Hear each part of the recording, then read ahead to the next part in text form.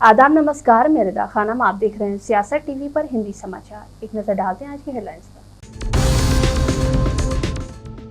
3 नए आपराधिक कानून आज से हुए लागू, जानिए क्या क्या हुआ बदलाव। संसद में नीट को लेकर फिर से हंगामा, राहुल गांधी ने लोकसभा में की एक दिन की चर्चा की मांग।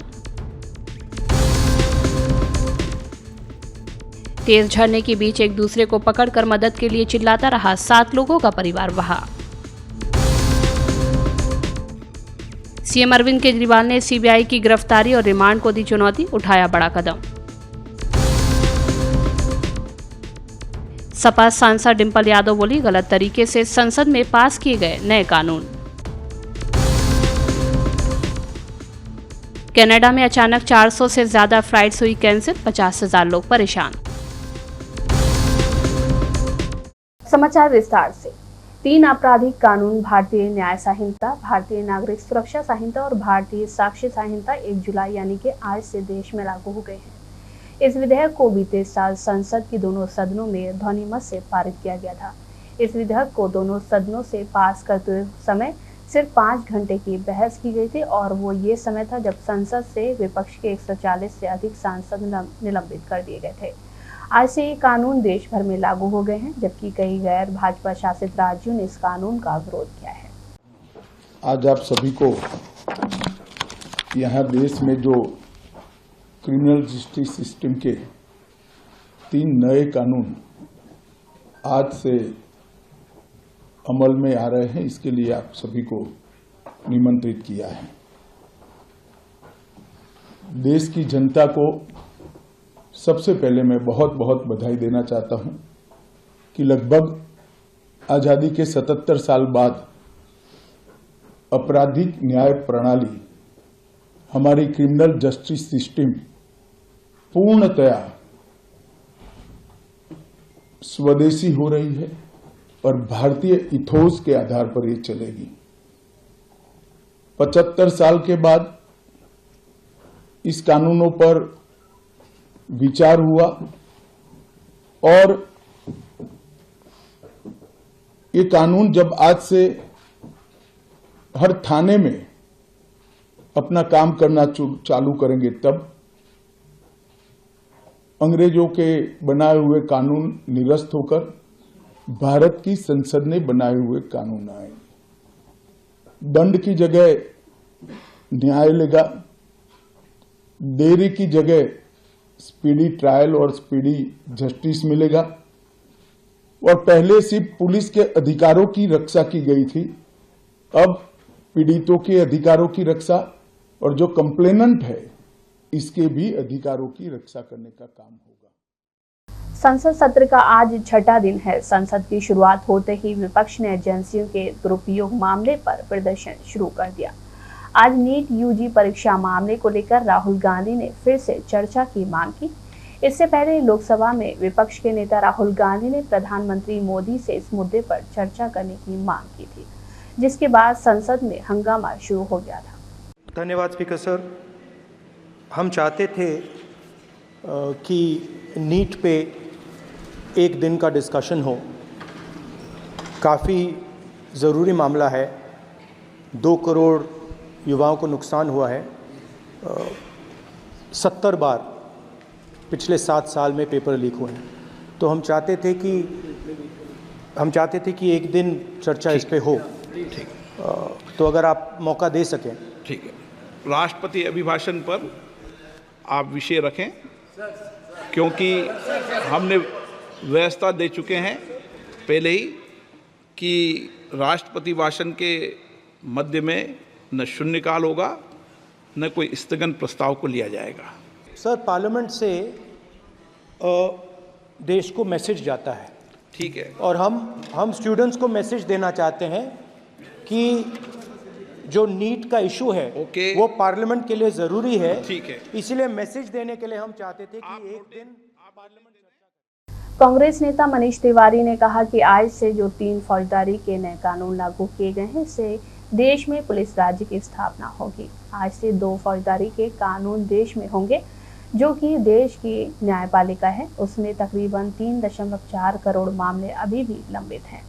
जिनमें अधिकतर फौजदारी के ही केस हैं। इस नए कानून से एक बहुत बड़ा संकट आने वाला है। आज से जो 3 नए फौजदारी के कानून क्रियान्वित किए गए हैं, ये बिल्कुल परवर्स हैं और ये एक पुलिस राज की स्थापना करेंगे इस देश में।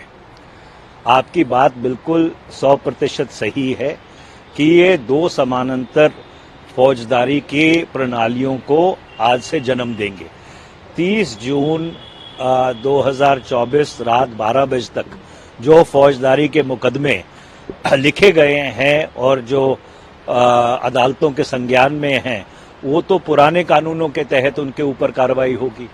और जो 30 जून 2024 12:01 रात के बाद या दर्ज किए गए हैं या किए जाएंगे या अदालतों के सामने जाएंगे, उसमें नए कानून के तहत कार्रवाई होगी। और भारत की जो जुडिशल प्रणाली है, जो न्यायपालिका है, उसमें 3.4 करोड़ जो मामले हैं वो लंबित है।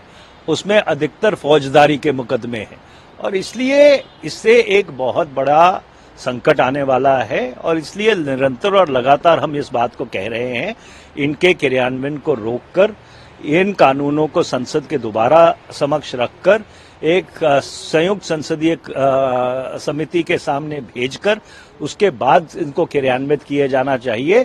आने वाले दिनों में एक बहुत बड़ी समस्या और संकट भारत की जो न्यायपालिका है और भारत की जो फौजदारी के कानून की प्रणाली है, उसके लिए खड़े होने वाली है। रक्षा मंत्री राजनाथ सिंह ने कहा कि संसद की कार्रवाई कुछ नियमों और परंपराओं के आधार पर चलती है। मैं विपक्ष से अनुरोध करना चाहूंगा कि आप जिस भी विषय पर चर्चा करना चाहते हैं उस पर चर्चा करें, लेकिन एक बार राष्ट्रपति से संबंधित जो धन्यवाद प्रस्ताव उसको पारित करने के बाद ही करें। ये पूरा सदन इस बात से अवगत है कि संसद की कार्रवाई कुछ रूल्स और प्रोसीजर्स के आधार पर चलती है। रूल्स और प्रोसीजर्स के अतिरिक्त कुछ हेल्दी ट्रेडिशंस हैं संसद की, जिसके आधार पर कार्रवाई चलती है। और मानता हूं कि ये हेल्दी ट्रेडिशंस हमारे संसद की एक सबसे बड़ी ताकत है। जब कभी भी राष्ट्रपति जी के अभिभाषण पर चर्चा होती है तो आज तक कभी ऐसा नहीं हुआ है, क्योंकि अपने लंबे संसदीय जीवन में जो मैंने देखा है उस आधार पर मैं कह सकता हूं कि अन्य किसी विषय पर उस समय चर्चा हुई हो। इसलिए मैं अपने सभी सम्मानित विपक्ष के सदस्यों से भी आग्रह करना चाहता हूं, आप जिस विषय पर चर्चा करना चाहते हो आप चर्चा करें, लेकिन एक बार राष्ट्रपति से संबंधित जो धन्यवाद प्रस्ताव है उसको संसद में पारित करने के बाद ही करें। यह मेरा सभी से विनम्र अनुरोध है। राज्यसभा में राष्ट्रपति के अभिभाषण पर धन्यवाद प्रस्ताव पर आज चर्चा में हिस्सा लेते हुए खड़गे ने नीट यूजी परीक्षा की जांच, सुप्रीम कोर्ट में निगरानी की जांच, जाति आधारित जनगणना कराने और अग्निवीर योजना को रद्द करने की मांग की। अग्निवीर जैसी अनप्लान तुगलकी योजना लाकर नौजवानों का मनोबल तोड़ दिया है। इसे लेकर पूरे देश में नौजवानों का बड़ा आंदोलन हुआ, पर आपने किसी की नहीं सुनी। मेरी मांग है कि अग्निवीर योजना खत्म की जाए। आप तो जानते हैं साहब, आप राजस्थान से आते हैं, हरियाणा, पंजाब, हिमाचल, यहाँ के नौजवान लोग इसी पे निर्भर है। आप तो किसान के घर से आते हैं, जिसको एक तरफ किसान को दूसरी नौकरी नहीं मिलती, एक तो खेती करना या नहीं है तो वो फौज में भर्ती होना। क्या आप अपने बच्चों को ऐसा करने देंगे? मैं आपसे पूछता हूं साहब, उनसे नहीं पूछता, क्योंकि उनसे पूछे तो वो लोग एकदम भड़क जाएंगे। क्योंकि कभी तो 2 मिनट सुन लीजिए, कभी लड़े नहीं देश के लिए, मुझसे पूछा कभी है, मरे नहीं देश के तो लिए। 2 मिनट सुन लीजिए। वो हमको आज किसान का बेटा देशभक्ति का पाठ। केंद्रीय मंत्री गिरिराज सिंह ने कहा कि दुर्भाग्यपूर्ण है कि लोकतंत्र में ऐसे विपक्ष की टोली आ गई है जो लोकतंत्र की मर्यादा को तार तार कर रही है। हर बात पर विरोध करना, अराजकता की स्थिति पैदा करना, अध्यक्ष की गरिमा को तार तार करना और हर बात पर विपक्ष का वॉकआउट करना दुर्भाग्यपूर्ण है। देखिए, दुर्भाग्यपूर्ण है कि लोकतंत्र में ऐसे विपक्ष की टोली आ गई है जो लोकतंत्र की मर्यादा को तार तार की है और हर बात पे विरोध करना, अराजकता की स्थिति पैदा करना, जो हमारा स्पीकर होता है चाहे उस गद्दी पे कोई बैठा रहे, उसके गरिमा को तार तार करना और हर बात पे वॉकआउट करना, ये दुर्भाग्यपूर्ण। राज्यसभा में नेता प्रतिपक्ष और कांग्रेस अध्यक्ष मल्लिकार्जुन खड़गे आज बेहद ही आक्रामक नजर आए। उन्होंने भाजपा की नेतृत्व वाली एनडीए सरकार पर जमकर हमला बोला। इस दौरान उन्होंने मणिपुर हिंसा को लेकर मोदी सरकार पर निशाना साधा। अब ये इतना बोलने वाले व्यक्ति गरीबों के बारे में, महिलाओं के बारे में हमदर्दी है दिखाने वाले, मैं पूछता हूं साहब, मणिपुर 1 साल से जल रहा है। किस तरह महिलाओं और वहां के लोगों को तंग और तबाह करके घर बर्बाद किए जा रहे। एक दिन तो जाकर आप आए, मणिपुर को जाके आए। आप तो 14 विदेशों में फिरे, 14 देशों को गए, इलेक्शन में तो सैकड़ों भाषण किए, लेकिन मणिपुर में आपने क्यों नहीं गया? आप क्यों नहीं पहुंचे? और सबका साथ सबका विकास, आपने सिर्फ कुछ लोगों का साथ दिया और कुछ का विकास किया, गरीबों का सब सत्यानाश किया। टीएमसी नेता व मंत्री चंद्रिमा भट्टाचार्य ने कहा कि जेपी नड्डा दूसरे राज्यों पर नजर रखे तो अच्छा है। पश्चिम बंगाल महिलाओं के लिए सबसे सुरक्षित है। थोड़ी बहुत घटनाएं यहाँ वहाँ हो रही हैं, लेकिन सरकार या पार्टी की ओर से हम इन घटनाओं का समर्थन नहीं कर रहे हैं। उन्होंने भाजपा पर सवाल उठाते हुए कहा कि जेपी नड्डा क्या मणिपुर गए थे? अरे जेपी नड्डा जी खुद का जो है ना, और सारे राज्य उनके ऊपर नजर रखे तो अच्छा है। बंगाल महिलाओं के लिए सबसे सेफ है। हाँ, थोड़ा बहुत इंसिडेंट्स तो यहाँ वहाँ हो रहा है, लेकिन सरकार की ओर से या हमारे पार्टी के ओर से हम समर्थन नहीं कर रहे हैं। तो वो जब उनके वहाँ से वहाँ हुआ है, वो क्या मणिपुर में गए थे? मणिपुर कैसा है, सेफ है या अनसेफ है महिलाओं के लिए? तो ये भी बताए जेपी नड्डा जी। हम लोग को सिखाना नहीं है, महिलाएं हमारे साथ है और इस चुनाव में ये प्रमाण दे चुके हैं महिला। देश के लोकप्रिय पर्यटन स्थल लोनावला में 7 लोगों का परिवार बह गया। घटना का वीडियो भी सामने आया है, जिसे देखकर हर कोई सिहर गया। वीडियो में दिख रहा है कि झरने के बीच सहारे के लिए एक दूसरे को जकड़े हुए एक आदमी, महिला और बच्चे पानी के तेज बहाव में अचानक बह गए। उनमें से केवल 2 ही तैरकर वापस आने में सफल रहे। 7 लोगों का यह परिवार मुंबई से सिर्फ 80 किलोमीटर दूर हिल स्टेशन पर छुट्टियां मना रहा था। अब तक 3 शव बरामद किए गए हैं और 2 लोगों की खोज एवं बचाव अभियान शुरू हो चुका है।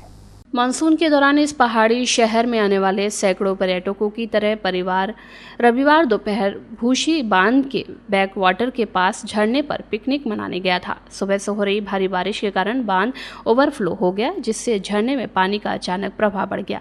इसका वीडियो भी सामने आया है, जब परिवार के अंतिम क्षणों के भयानक दृश्यों में वे तेज झरने के बीच एक चट्टान पर एक दूसरे को कसकर पकड़े हुए थे और इस उम्मीद में थे कि किसी तरह वापस जमीन पर पहुंच जाएं। लेकिन पानी का बहाव इतना तेज था कि सभी का बैलेंस नहीं बन पाया और वो बह गए। वे मदद के लिए चीख रहे थे, चिल्ला रहे थे, लेकिन उस समय उन्हें किसी प्रकार की मदद नहीं मिल पाई।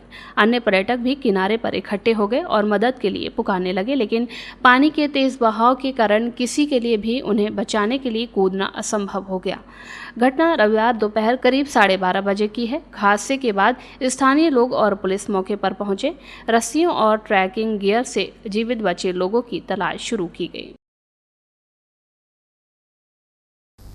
जैसा कि विपक्षी सांसद विरोध कर रहे हैं और केंद्रीय एजेंसियों के दुरुपयोग का आरोप लगा रहे हैं, शिवसेना यूबीटी सांसद प्रियंका चतुर्वेदी का कहना है कि एजेंसियों का दुरुपयोग किया जा रहा है। जब ट्रायल कोर्ट ने अरविंद केजरीवाल को जमानत दी थी तो उसने कहा था कि गिरफ्तारी का कोई आधार नहीं है।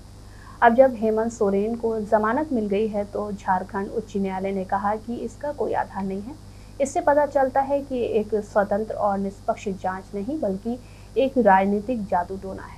का जो मिसयूज हो रहा है, जो खुद एक ट्रायल कोर्ट ने जब उनको बेल दी थी अरविंद केजरीवाल जी को, कहा था कोई तथ्य नहीं है। अभी हेमंत सोरेन जी को जो बेल मिली है उसमें भी हाई कोर्ट ने कहा है कोई तथ्य नहीं है, तो दिखा रहा है ये फ्री एंड फेयर इन्वेस्टिगेशन नहीं है, पॉलिटिकल। दिल्ली आबकारी नीति मामले में सीबीआई की गिरफ्तारी और रिमांड के खिलाफ मुख्यमंत्री अरविंद केजरीवाल ने दिल्ली हाई कोर्ट का रुख किया है। केंद्रीय जांच एजेंसी सीबीआई ने सीएम को 26 जून को गिरफ्तार किया था और इसके बाद कोर्ट ने उन्हें 3 दिनों की सीबीआई रिमांड पर भेज दिया। इसी को सीएम केजरीवाल ने हाई कोर्ट में चुनौती दी है।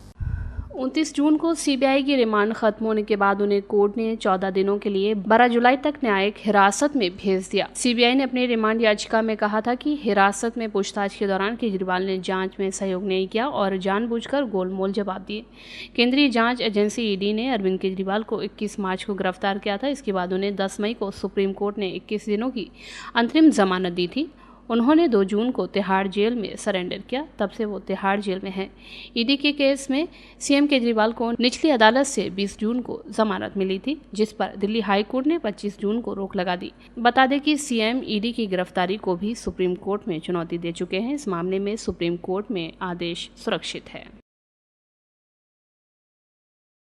देश में आज से 3 नए क्रिमिनल लॉ लागू हो गए हैं। गृह मंत्रालय के मुताबिक इस बदलाव से एक ऐसी प्रणाली स्थापित होगी जिससे 3 साल में किसी भी पीड़ित को न्याय मिल सकेगा। नए कानूनों के लागू होने के बाद अब समाजवादी पार्टी सांसद डिंपल यादव की प्रतिक्रिया सामने आई है। मैं समझती हूँ ये बहुत ही गलत तरीके से ये हाउस में पास हुआ। इन कानूनों में कोई चर्चा भी नहीं हुई है और इस तरह के कानून लाके एक तरह से लोकतंत्र पे जो खतरा पहले से मंडरा रहा था उसमें और जकड़, उसको और बेड़ियों से और जंजीरों से बांधने की तैयारी है। और यहाँ तक कि अगर कोई विदेशों में भी अगर कोई आंदोलन करते हैं अगर अपने राइट्स को लेके, तो उन तक में यह कानून लागू होगा। तो मैं समझती हूँ कहीं ना कहीं यह पूरे देशवासियों पे एक शिकंजा कसने की तैयारी है। कनाडा में 400 से ज्यादा फ्लाइट्स कैंसिल होने से 50,000 लोगों को परेशानी झेलनी पड़ी है। यहाँ की अंतर्राष्ट्रीय और घरेलू उड़ानों को फिलहाल रद्द किया गया है।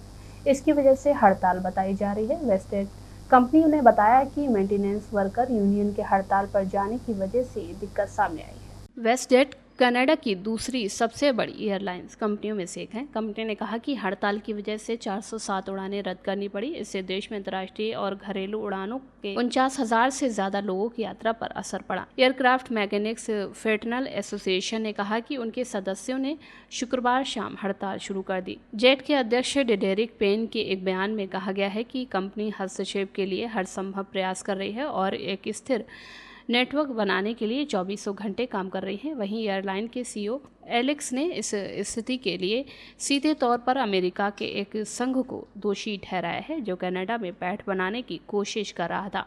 वॉन ने कहा कि सरकार की मध्यस्थता के बाद यूनियन के साथ समझौता हो गया था, लेकिन फिर भी स्थिति बदल गई। दरअसल गुरुवार को सरकार ने मध्यस्थता के लिए आदेश जारी किया था। इसके बाद अचानक हड़ताल के ऐलान से अंतर्राष्ट्रीय और घरेलू उड़ानें प्रभावित होने लगी। हिंदी समाचार बस यहीं समाप्त होता है। मुझे दें इजाजत। बाकी खबरों के लिए बने रहें सियासत टीवी के साथ।